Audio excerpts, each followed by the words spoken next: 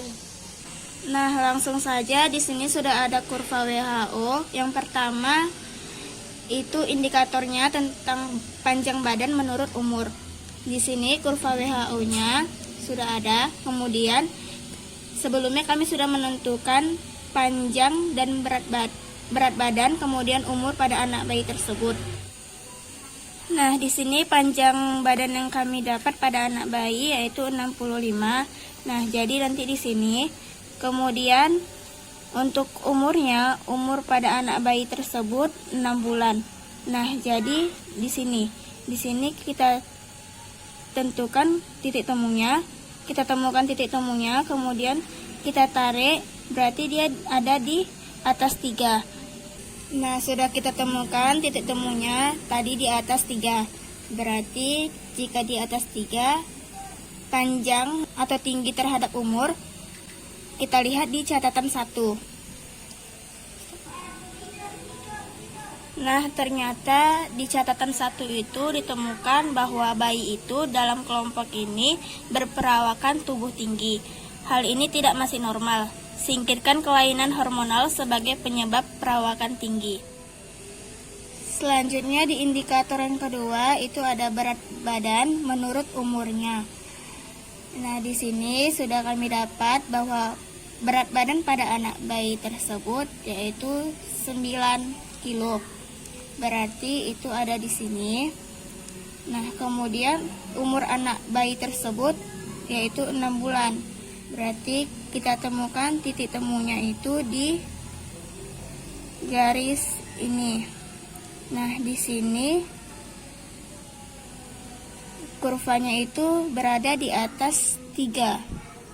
Setelah udah didapat titik temunya tadi di atas 3, berarti indikator pertumbuhan anak tersebut di sini disuruh melihat catatan kedua. Pada catatan kedua, anak dalam kelompok ini mungkin memiliki masalah pertumbuhan, tapi lebih baik jika diukur menggunakan perbandingan berat badan terhadap panjang atau tinggi atau IMT terhadap umurnya. Kemudian pada indikator yang ketiga di sini berat badan menurut panjang badannya.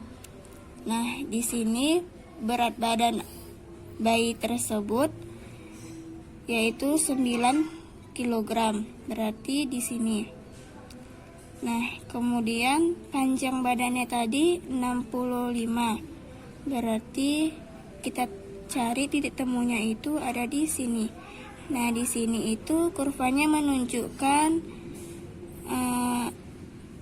anak bayi tersebut dapat dimasukkan ke dalam indikator di atas 2. Indikator pertumbuhan di atas 2 menunjukkan pada berat badan terhadap panjang atau tinggi tadi dapat hasilnya bahwa anak tersebut memiliki gizi yang lebih atau overweight.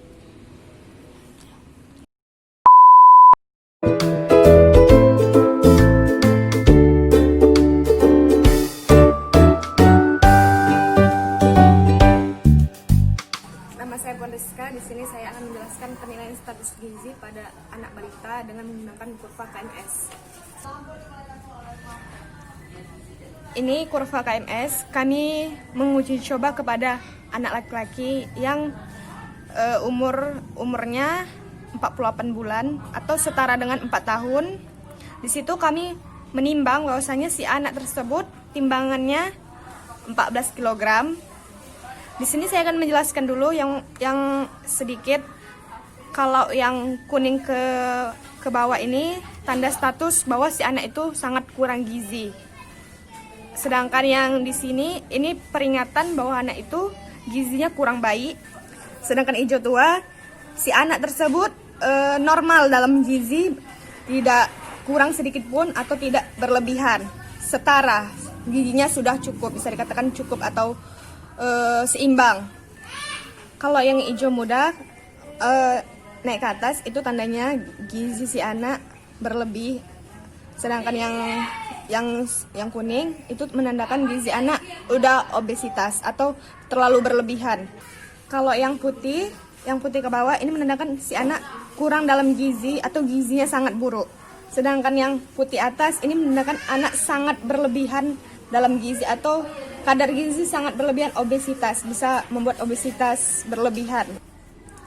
Setelah kami amati, si anak yang tadi laki-laki tersebut yang usianya 48 bulan atau setara dengan 4 tahun, timbangannya kan tadi sudah saya jelaskan 14 kg. Jadi bisa kita tarik kurvanya, ini seperti ini, 14. Dia usia berapa? 48 bulan. Nih. Jadi dia di titik hijau muda ke bawah. Itu menandakan gizi anak itu kurang, atau dalam arti kurang tidak anjlok, tapi bisa dikatakan kurang maksimal dalam gizinya. Itu bisa menghambat proses pertumbuhan si anak.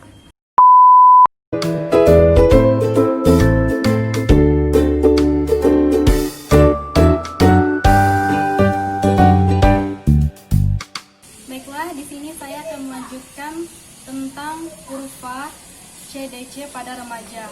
Sebelumnya, perkenalkan nama saya Andriani. Kurva CDC merupakan revisi dari kurva pertumbuhan NCHS, yaitu National Center for Health Statistics, yang pada tahun 1977.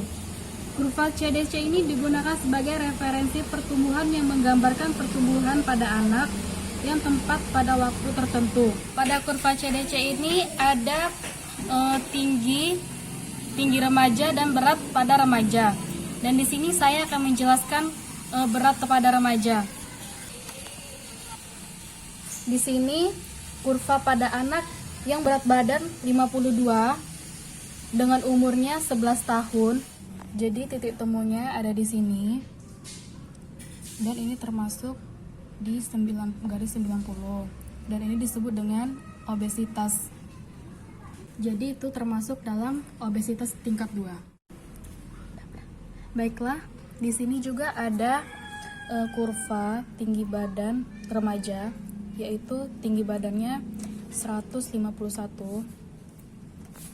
Dia 151, kita langkahin, dengan umur 11 tahun.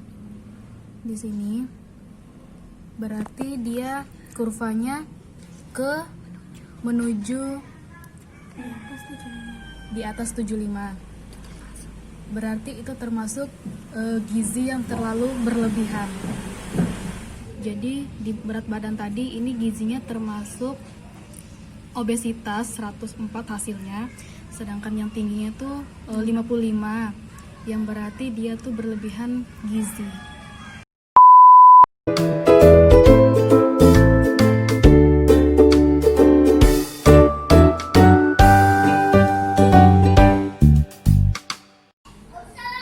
Nama saya Alia Zura. Di sini saya akan menjelaskan cara pengukuran status gizi menurut orang dewasa dengan menggunakan IMT.